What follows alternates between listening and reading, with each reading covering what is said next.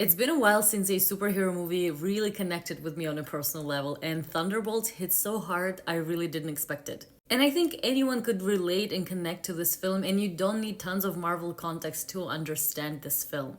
I think many of us experience depression, isolation, loneliness, grief, and we all know what it feels like to be in conflict with yourself and not facing the parts of yourself that you're always trying to suppress. And that's what these characters do in this film. Like all of these characters have been carrying some sort of pain for years, and in this film, they get to face it head on and kind of move on from there. Now I'll be talking spoilers, so if you haven't seen it, save this and come back later. Now I want to talk about the Void because this character, Bob, he was the soul of this film, and the concept of the Void specifically, I think everybody can relate to that.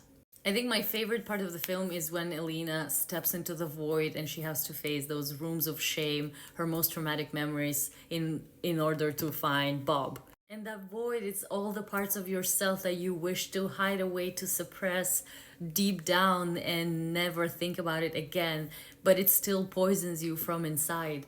And when Elena told Bob, you cannot live like this, you cannot keep suppressing it, and they kind of go into this other room where Bob has to face his shadow self, Bob against the void, and he was like grinding him down, beating him up, and then everyone came in to hug him.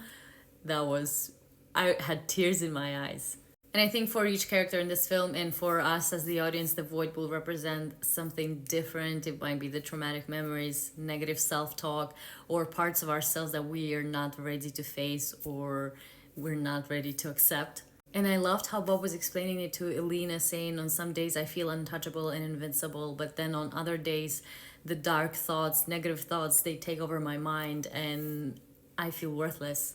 Thunderbolts was brilliant storytelling, and it really has me excited for what's to come in Marvel.